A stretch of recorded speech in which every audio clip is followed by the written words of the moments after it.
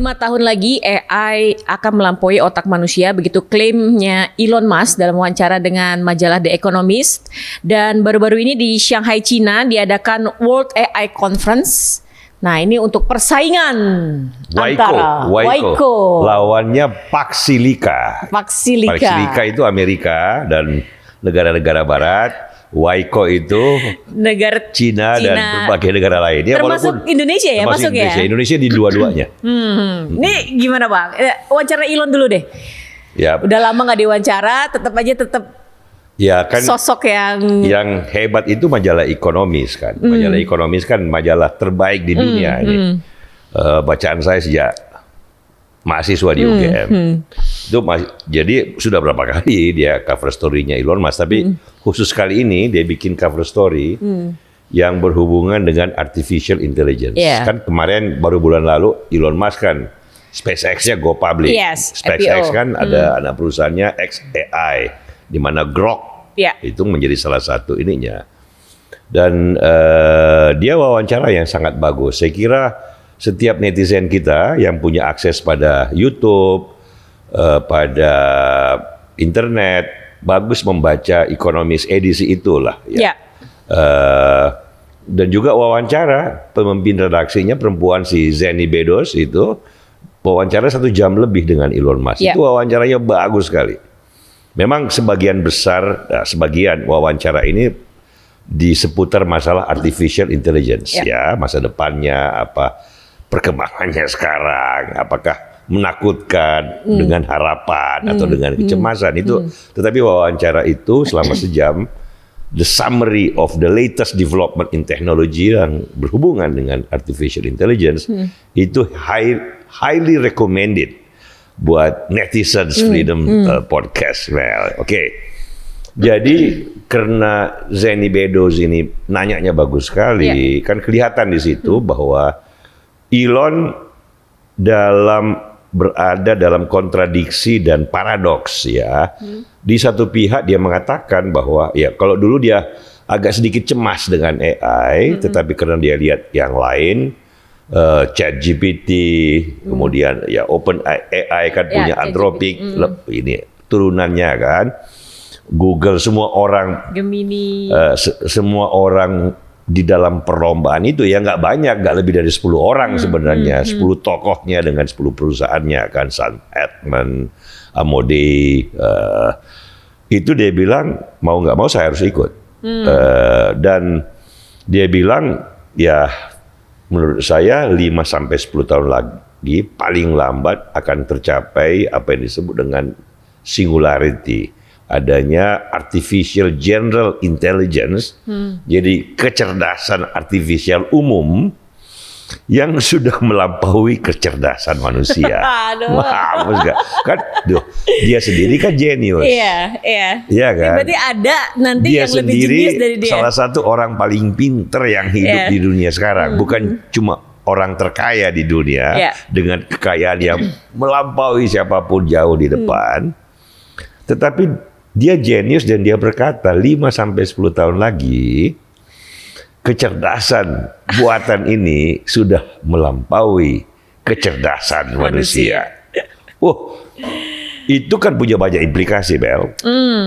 Kan kalau diterapkan di dalam robotics, kalau diterapkan dalam permainan catur, kan itu sudah dilampaui beberapa tahun lalu. Nggak ada lagi manusia bisa mengalahkan program catur yang ada di Google atau di berbagai aplikasi gitu.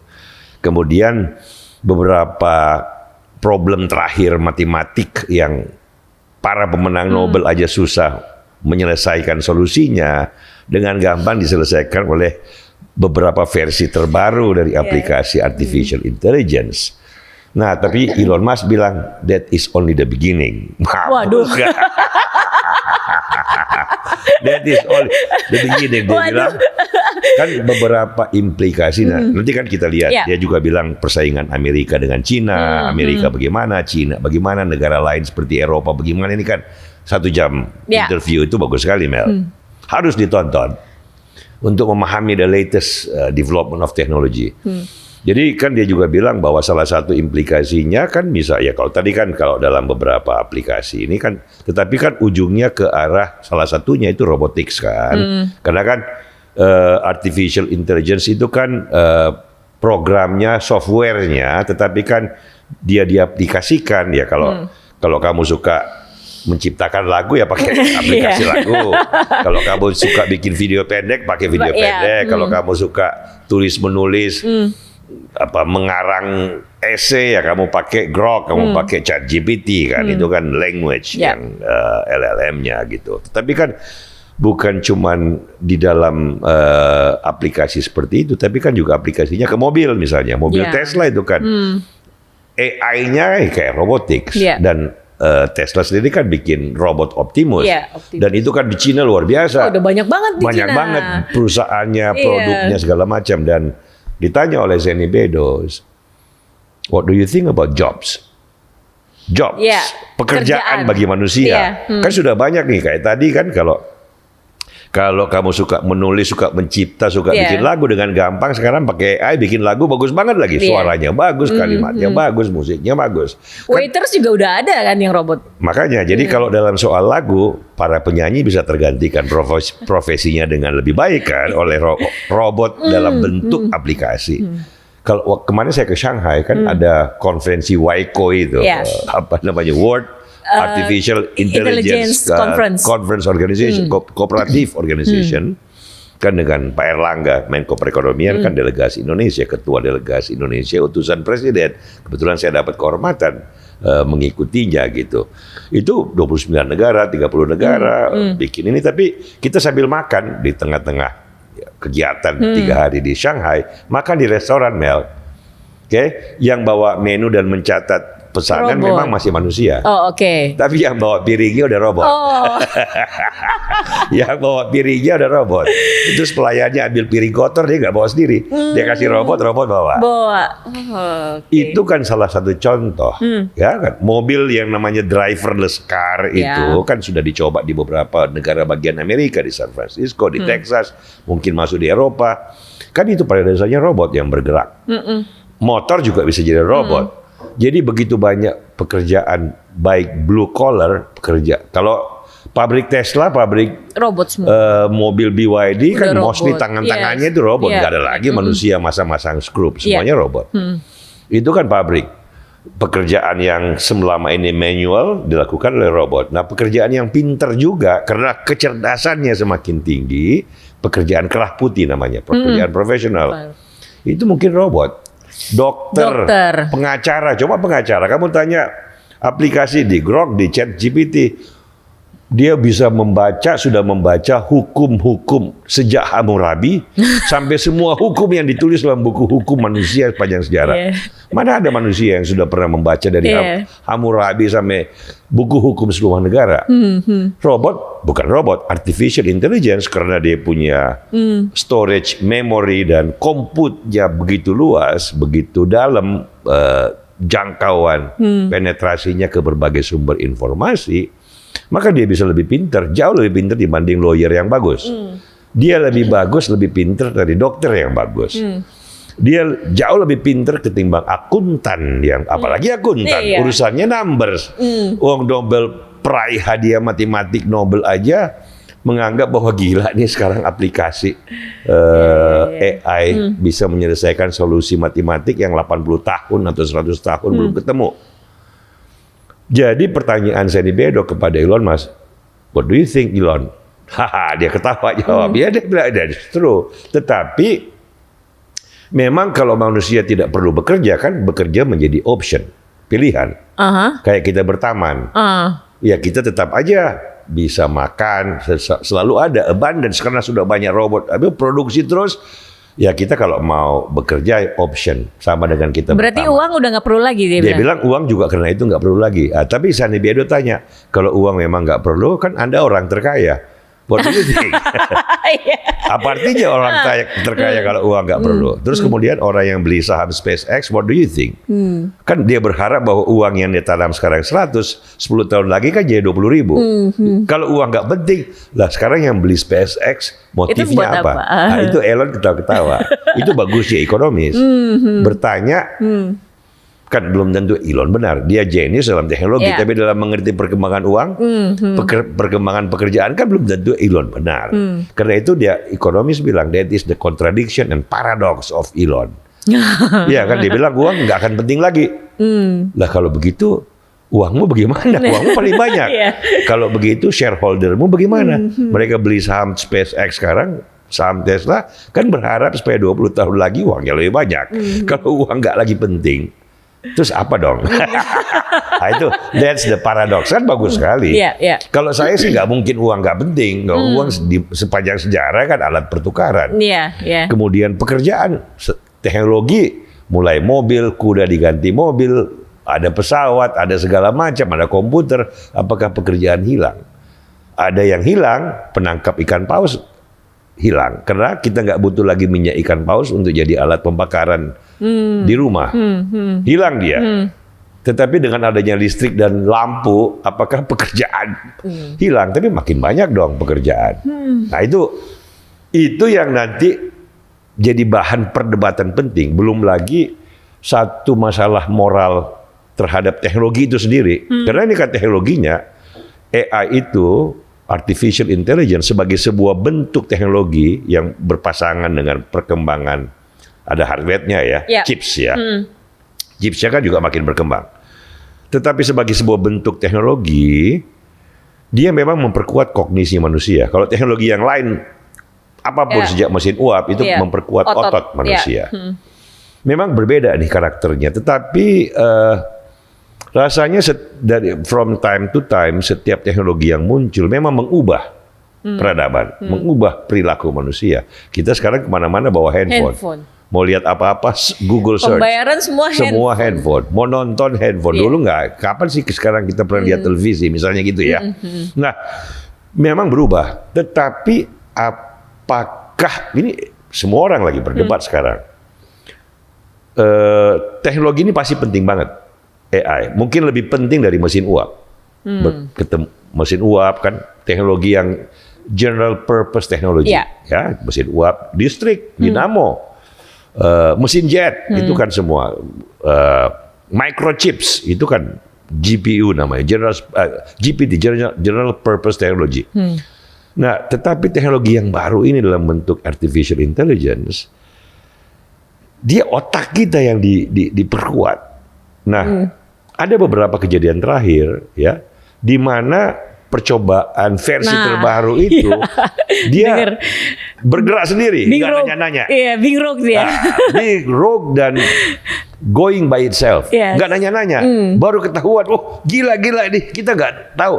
Ini yang dikhawatirkan Elon 4 tahun yang lalu bahwa we are going to reach a certain point setelah dia pinter banget, bahkan lebih pintar dari manusia. Nakal dia jadinya. Dia punya maunya sendiri yang terlepas dari sang penciptanya. Jadi ngeri nggak sih Bang jadinya? Itu yang orang bilang ini Henry Kissinger, the age of AI and our human future. Jadi Henry Kissinger sama Eric Schmidt yang pimpinan Google dulu. Henry Kissinger ini kan bukan cuma pinter geopolitik, bukan cuma statesman, pelaku geopolitik. Kalau udah pinter kayak encer aja otaknya Bang. Ya, jangan-jangan dia AI dalam bentuk manusia. Tulisannya bagus banget. Ya, itu yang jadi perdebatan penting sekarang. Sebagaimana orang berdebat pada saat munculnya mesin uap, pada saat munculnya listrik, pada saat mungkin sekarang ini skala perdebatannya jauh lebih tajam karena menyangkut kecerdasan yang kayak tadi. Lah kalau lepas kontrol nih kecerdasan buatan, dia kan physical storage-nya itu kan di data center. Ya, di yang sekarang dibangun dengan investasi besar-besaran di Amerika, di Eropa, di Indonesia, di China. Lagi di luar angkasa. Di luar angkasa oleh Elon Musk. Di situ dia. Loh, jangan-jangan setelah dia tinggal di situ dia merayap kemana-mana, maunya sendiri. Nah, ini yang orang perdebatkan. Tapi dia bilang Elon, ya we just hope for the best. Dia bilang, my philosophy is that I'm choosing on the side of optimism. Jadi pilihan. Kalau beberapa tahun lalu kan dia cemas. Yeah. Dia bilang stop dulu nih. Dia bilang oke, kalau sekarang ini oke deh. Para pimpinan, the leaders of AI ya kan, teman-temannya sendiri harus ketemu secara berkala untuk saling mengingatkan kalau ada produk baru. Stop dulu, jangan rilis seminggu 2 minggu, kita saling lihat. Kita tes dulu nih, jangan-jangan bisa going rogue. Bisa punya masalah cyber security yang gak karu-karuan. Tapi dia bilang, I'm choosing the side of optimism. Nah itu kan masalah perasaan, Mel. Gitu, Mel. Sebelum lanjut, mau ngingetin lagi kepada teman-teman Freedom untuk berkunjung ke Perpustakaan Umum Freedom Institute di Wisma Bakri, Jalan HR Rasuna Said, Kuningan, Jakarta Selatan. Tempatnya asik, nyaman, dingin, gratis. Mau buku dari The Age of AI. Ini juga bagus nih, Mel. The Genius Makers, the Mavericks who brought AI to Google, Facebook, and the world. Ini kan orang-orang pinter yang dia tulis, yang memberi sumbangan kan DeepMind di Google, di Grok sendiri, di Open AI yang menghasilkan ChatGPT itu loh. Betul, makanya berkunjung gratis weekdays jam 9 sampai jam 5 sore.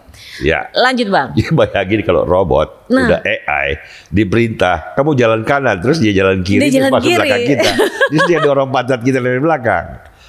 Ngeri ya, tapi ngeri loh, Bang, gitu kalau misalnya. Itu yang jadi pertanyaan besar sekarang kan, bagaimana tetap punya built-in system yang bisa dikontrol oleh manusia, bukan mengontrol manusia. Ini yang jadi problem besar, karena kecerdasannya kan lebih pintar dengan artificial general intelligence, dengan singularity.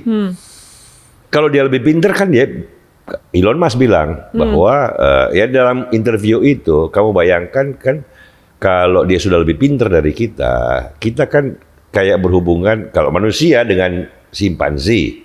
Ya kan, mana kita mau diperintah dengan simpansi, kita lebih pintar. Nah nanti juga robotnya atau artificial intelligence atau AGI juga berpikir, gue ini lebih pintar dari manusia, ngapain gue diperintah-perintah? Gue pura-pura aja bilang iya, terus gue bikin yang lain, gitu loh. Ada buku juga ya, Bang, yang Harari punya ya, Bang, Homo Deus. Homo Deus ya, jadi manusia yang menyerupai Tuhan. Itu kan kalau Harari berkata bahwa pada saat itu manusia sudah bisa meniru cara kerja otaknya sendiri dengan menciptakan sesuatu, dan mahkota manusia tertinggi itu kan intelligence ya kan. Jadi kalau sudah semuanya berkembang, maka manusia itu sudah menjadi Homo Deus, manusia yang menyerupai Tuhan. Nah, kalau ini bukan manusianya, bukan homonya. Iya, bukan homonya. Iya kan, Robo Deus. Kalau ada film Robocop, robot yang menyerupai Tuhan, ya kan? Robot dengan kecerdasan singularity gitu. You never know. Nah, yang menarik juga kan di situ juga Zeni Bedos ini pemimpin redaksi Economist kan, yang perempuan, bagus, bagus banget, pinter, tapi wartawan kan. Dan dia berkata, what do you think about the future in regard to Amerika and China? Wah, betul. Ini kan dua superpower nih. Jangan lupa ada Pak Silika Amerika, ada Waiko China, ya kan? Elon Musk bilang untuk sekarang, walaupun industrinya, ekonomi Cina berkembang, mobil listrik kan Cina sangat amat maju, tetapi untuk artificial intelligence kan pemikirannya, teorinya, ilmunya, softwarenya, desainnya Amerika kan, desainnya kan memang di manufacture, dibuat di Taiwan yang paling banyak kan, Taiwan yang paling banyak, kemudian Korea Selatan, Cina sendiri, jangan lupa Malaysia loh. Malaysia itu produsen 30% microchip dunia. 30%. Kalau Taiwan, kalau yang advanced microchip 80%. Ya selebihnya kan Cina, Korea gitu ya. Jadi negara tetangga kita, orang Melayu ini ada juga yang top. Orang Melayu loh. Bahasa Melayu, namanya juga negaranya Malaysia. Oke, sama kita. Mestinya kita juga bisa dong. Malaysia bisa kok, Indonesia nggak bisa. Nah, itu tantangan. Oke. Mas bilang bahwa sekarang sih masih Amerika. Apalagi karena Amerika kan punya hardware-nya yang tidak terhindarkan dipakai, yaitu Nvidia. Nvidia kan berkembang terus ya microchips-nya. Ini kan kalau nggak ada hardware yang memberikan kemampuan komputasi kan nggak bisa. Kan harus dilatih ini.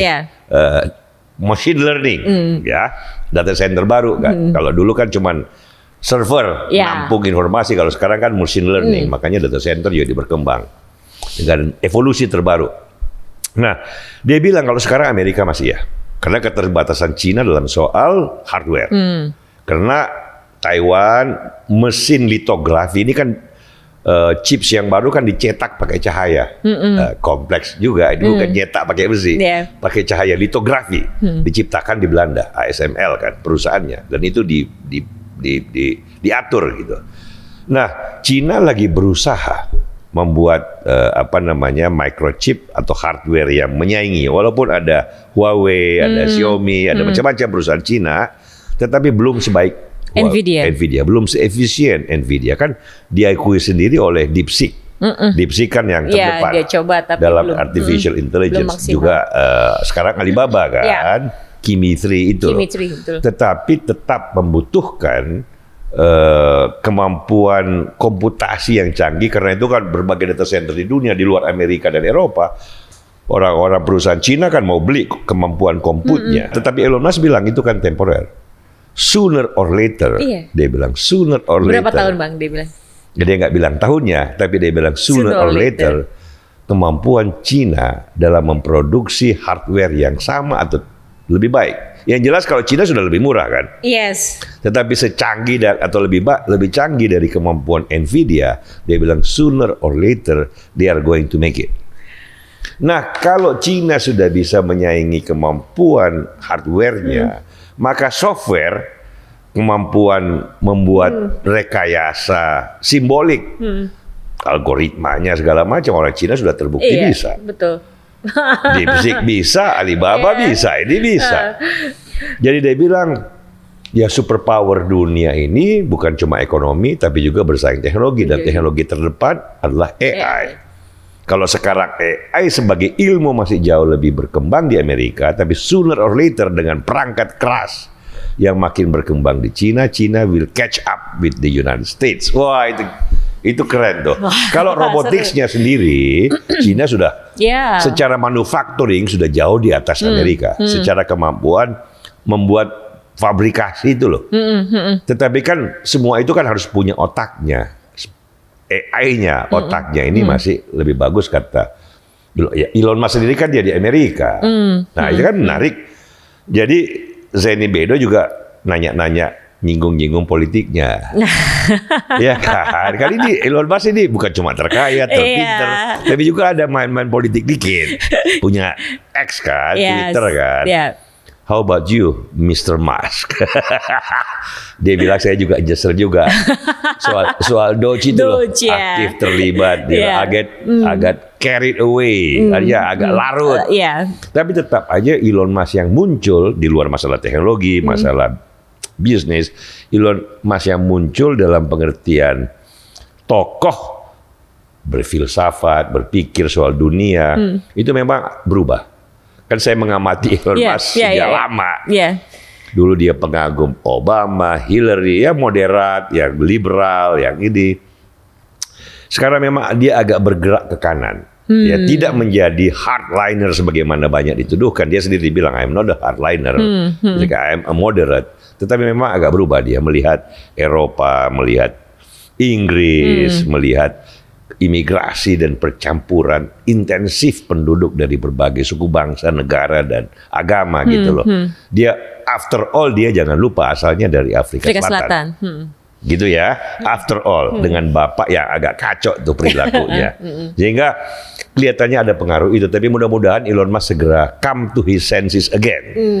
Supaya dia menjadi, karena kita butuh tokoh, kita butuh panutan anak-anak muda ya. Kita kan udah lewat untuk masa membutuhkan panutan. Tapi begitu banyak anak muda di Cina, di Amerika, apalagi anak-anak muda engineer ya, di lulusan universitas, yang membutuhkan tokoh untuk menjadi sumber inspirasi hidup mereka gitu loh. Dan Elon Musk bagus banget sebagai tokoh yang memberikan. Karena dia membuktikan betapa dari nol nih, anak kaum imigran masuk Amerika pakai beasiswa, dengan cara berpikir pada setia pada the first principles of physics gitu. Dia menciptakan sesuatu yang nol menjadi luar biasa.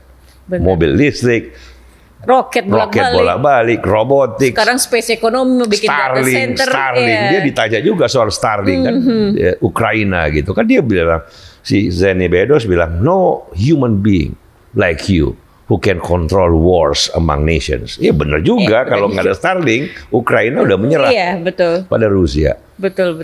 Tapi dia bilang, I don't want to play that role sebenarnya, tapi kan I try my best. Itu kan kita berharap tokoh jenius seperti ini menjadi tokoh yang menjadi anak-anak muda itu kan butuh sebuah narasi tentang kehidupan. Dan orang ini kan bagus banget memberikan narasi itu, pernah hampir bangkrut, berkali-kali hampir bangkrut, mempertaruhkan segalanya demi mengejar cita-cita.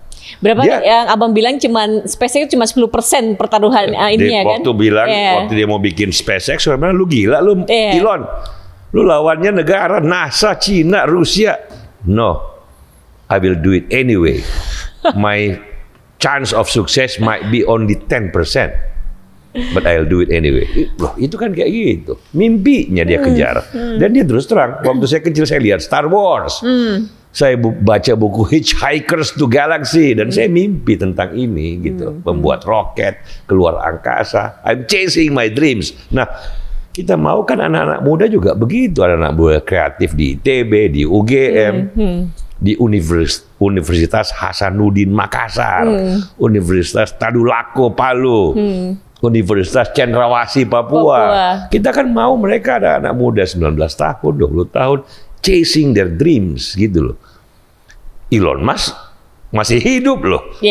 Contoh yang sangat bagus lihat di YouTube-nya wawancaranya. Jadi mudah-mudahan Elon back to the menjadi Elon yang kita kenal. Nah, dalam soal Amerika Cina, jadi bagus banget. Dia bilang ini kan peringatan juga. Nah, terus by implication kan Zeni Bezos berkata bahwa jangan lupa Cina belum demokratis, Elon. Kalau dia kuat dan merajai AI, what is going to happen? Tidak ada jawabannya dong. Tetapi orang Cina itu sadar benar. Elon kan sangat populer di Cina. Di kalangan anak muda Cina ada dua tokoh paling populer dari Amerika. Satu Elon Musk, satu namanya Taylor Swift. Satu penyanyi, satu engineer. Karena orang Cina juga sadar bahwa mereka maju. Salah satunya jasa orang seperti Elon. Tesla bikin pabrik besar di Shanghai, puluhan ribu anak muda Cina bekerja di situ dan menjadi pinter karena itu kemudian membuat perusahaan mereka sendiri. Sama dengan Steve Jobs, pabrik Apple besar sekali di Cina dan ribuan anak muda Cina yang bekerja sebagai insinyur kemudian dari ekosistem itu tumbuh menjadi para entrepreneur dan pendiri-pendiri perusahaan baru di berbagai sektor. Dan orang Cina kan mengerti. Ya nggak kayak, ya kita berharap anak-anak muda di Iran mendapat kesempatan yang sama.